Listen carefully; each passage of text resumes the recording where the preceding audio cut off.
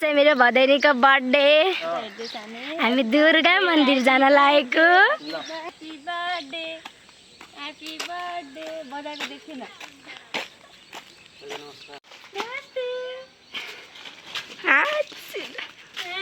मेरो चालु कति खुसी भयो मेरो बच्चा झिलिमिली देखेर।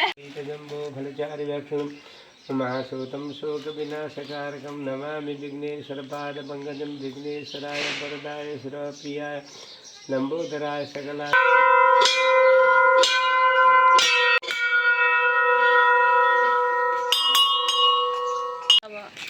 मन्दिर गएर आइसक्यौँ हामी। अब चाहिँ यहाँ बर्थडेको लागि खानाहरू पाक्दैछ।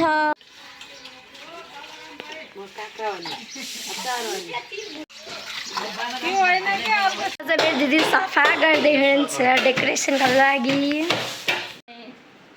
यस्तो यस्तो कलरको थिम रहेको छ, तर हामीलाई चाहिँ मसलाले बहुत धोका दियो। निलो बेलुन चाहिँ बहुत अच्छा रहेछ नि साथी। अब यसमा कस्तो यो कम्बिनेसन, यो के अरे यो सिल्भर व्हाइट र यो फिक्का ब्लू कस्तो देखिन्छ कम्बिनेसन? Please comment.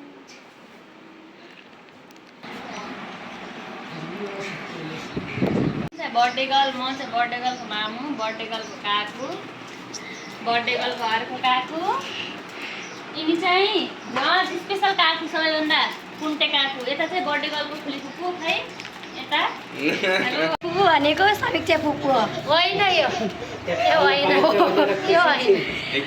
दिपाङ्सीलाई सोध्नु पो फुपू समीक्षा फुपू खोइ भने चाहिँ डाइरेक्ट बस्छ आउँछ। गीता फुपू जित्मिनी न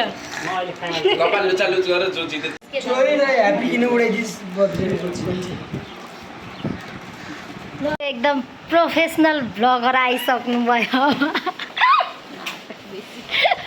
नाटक बेसी गरेर अब यहाँ हाम्रो बर्थडेको अब तयारी हुँदैछ। म हजुरहरूलाई ब्याक क्यामेरा गरेर देखाउन गइरहेको छु कस्तो हुन्छ भनेर।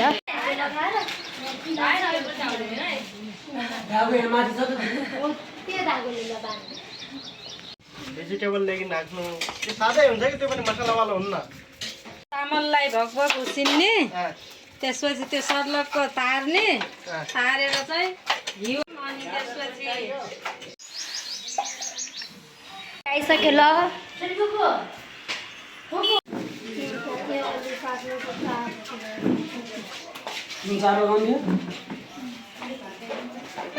आएको छ त्यो फोहोरलाई चाहिँ इग्नोर गर्नु होला। धेरै सफा गर्न खोजेर पनि मैले सकिनँ।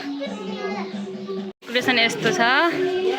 सब रेडी लाउनी आऊ अपुई भागिन नाइ नाइ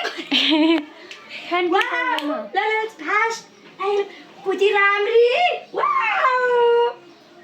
डराउँछ बिस्तारै। एकदम राम्री देखिन्थी पान्सी परी फ्राकमा। होइन होइन वाउ देख्यौ त मायालु।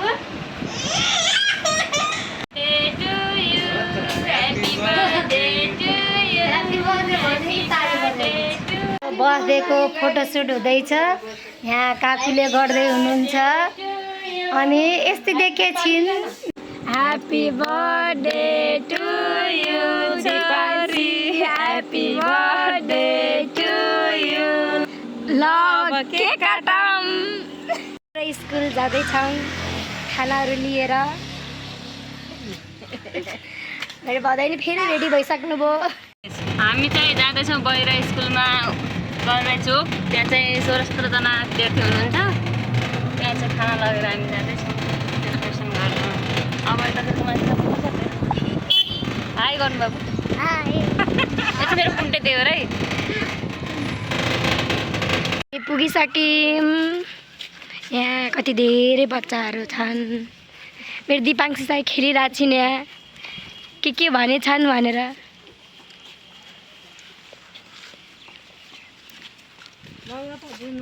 तिर लगेर जाउँ।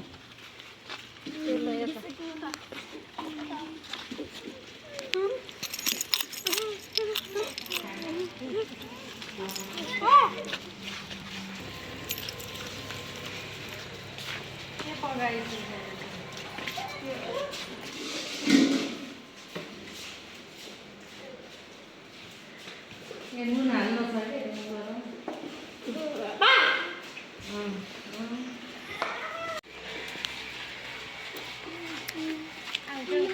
कि मजा मजाका पनि मम्मीको दिदीको छोरी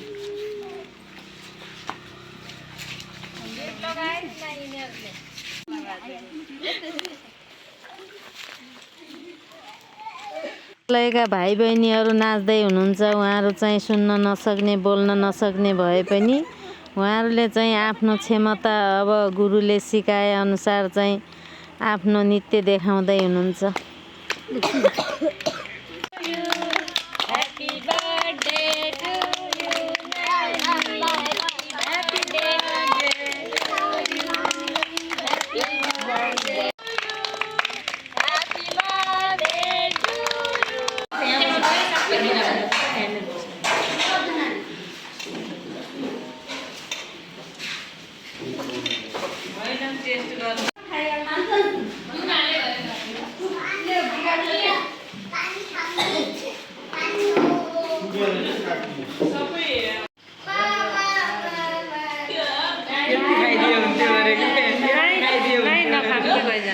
हिँडिसक्यौँ सबजना त्यहाँ गएर स्कुलबाट।